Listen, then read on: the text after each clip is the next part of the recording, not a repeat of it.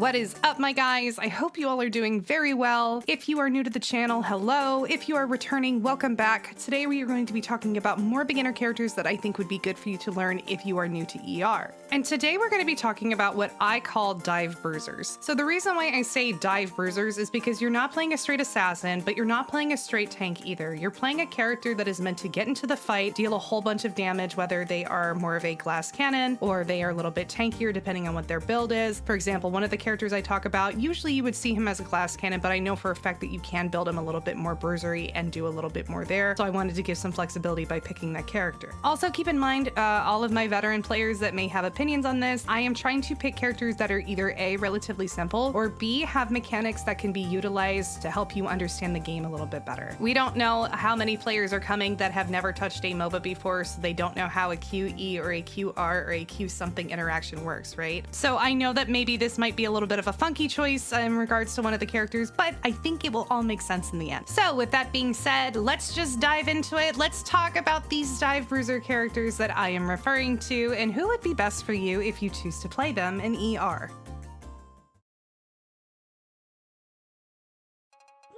So a little bit more clarification, and then I promise I will get into the characters soon. What I mean by a dive bruiser is somebody that can get into a fight and still have the option of being a little bit tankier, or you can build them as a glass cannon and play them a little bit more like an assassin if you want to. They are not true assassin characters, and they're not true tanks either. They are kind of this weird subsect that kind of exists in every game. I wouldn't consider Tryndamere from League of Legends an assassin, right? But I also wouldn't consider him a tank. He's kind of more of a dive bruiser, depending on how you build him, whether you want to build him sustain, or if you want to build him tank, or if you want to build him crit. You can do a lot of stuff, and because of it, you kind of get a little bit more flexibility in terms of how you want to play. These characters are usually high damage and very annoying, or like I said before, you can build them a little bruisery, and their capabilities in terms of CC or something else will allow them to be kind of a multi-purpose character, which gives you a lot of flexibility and gives you a wide range of playing styles. So hopefully that all makes sense. I don't know why I feel like I need to embellish upon this so much, but I feel like just for transparency's sake, I needed to go over it one more time. Now I am done with running my gab. Let us move on to the characters. The two characters I'm going to be talking about are going to be Darko and Leon.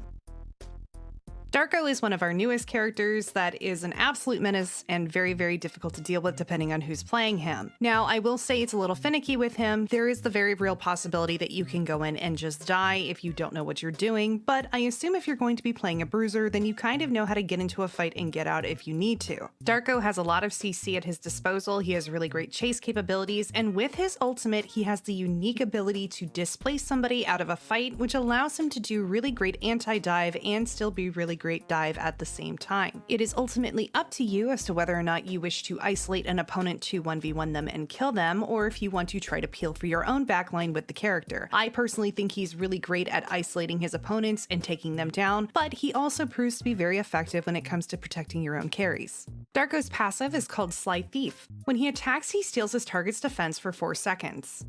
Darko's Q is called Loan Shark. Darko's movement speed is increased when he moves towards an enemy when it's activated. His next basic attack is a kick instead of his golf club, dealing extra damage and marking his opponent for a brief period of time. If you use Q again and kick another marked target, the damage from it would then be increased. Darko's W is called Got My Money. Darko gets a shield and an AoE will pop around him briefly, slowing his opponents. The more people that are around him, the stronger his shield is, and it also amplifies his damage. Darko's E is called It's Paytime. Darko dashes forward, slamming into the ground. When it slams into the ground, it knocks up opponents, and it also deals damage. Darko's ultimate is called Intimidation Tactic.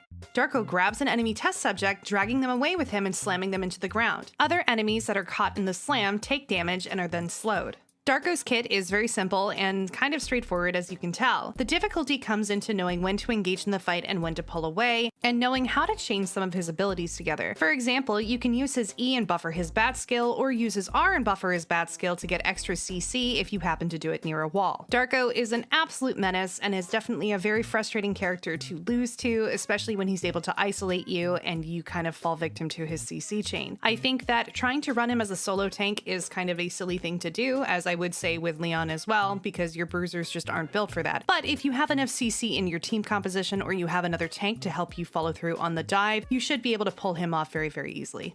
While Darko is exceptionally cool, we also have Leon that we can look at that also has a lot of maneuverability, and he does a lot of damage. Leon is very much an all-in character, using his abilities to reposition himself and to also reposition his opponents, while also providing a little bit of a shield to help sustain his team and himself. Sometimes the hardest part of Darko is the fact that he gets in and he has a hard time getting out of it. While he does feel a little bit tankier than Leon does, there is a way for Leon to get out, and that is thanks to his QE interaction. That and Leon's ultimate does a butt ton of damage. If he can land it on all three of his opponents, it is absolutely massive and can end a fight just as quickly as it started. Leon's passive is called Human Torpedo. Leon creates a pool every 10 seconds when he performs a basic attack. When standing in the water, his movement speed is increased as well as his attack speed. His basic attacks also do extra damage when standing in his pools.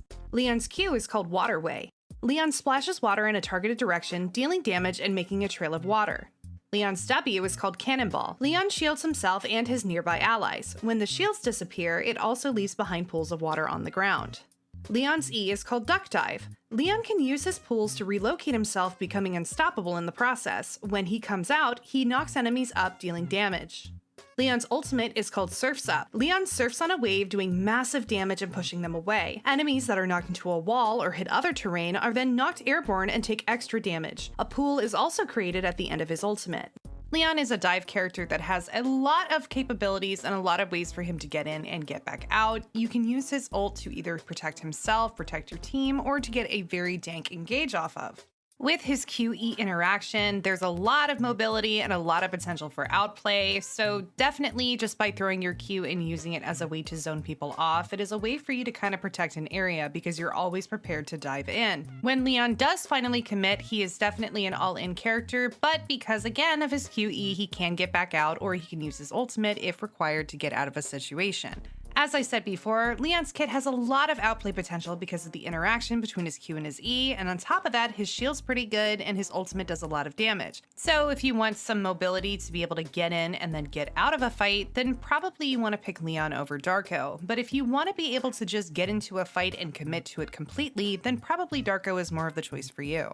Being a dive bruiser or just a bruiser, depending on how you build your character, you may have to take a few more items than you normally would. Obviously, everything should go to your carries, but if you are one of the main damage dealers on the team and you have to go glass cannon, then feel free to take advantage of the items that are there for you and make sure that you are pushing your build along. You just need to look at your team comp to kind of know what your team needs so that you can build accordingly. Also, don't forget to press F when you're in the character lobby. Make sure you pay attention to what it is that you're going to be potentially facing against and plan your build accordingly. There are obviously many ways you can play a bruiser. I personally play my bruisers up in the front line and try to be a very strong engage for my team because I personally like to do big engages, but it's also very possible for you to flank and try to go off on the side and try to see if you can pick off the backline by doing that, or you can try to sit and peel for your own backline if they have two carries that are going to be trying to dive, or if they have two tanks that are going to be trying to dive your own backline. The hardest part of playing a bruiser is really understanding what does your team need you to do and what is the role you need to play. If they need you to kind of be an engage because your tank is not doing a good job with engages, then you need to step up and do that. If your backline is getting dove and your carries are unable to actually play or do any damage because they are just not getting the support that they need, consider maybe falling to the backline and working with your carries to take care of whoever is trying to kill them. Remember, this is a team game, and I know when you usually play some sort of dive or some sort of bruiser like this, you kind of feel like you can take the whole world on by yourself, but you can't do that in this game. Eternal Return will punish you for it, so ensure that you're making a good choice and pay attention to your team comp and how you want to build. And if you're confused on builds, remember you can go to dak.gg, look at the statistics, look at the different things that people are building, and kind of figure out what it is that you should be doing.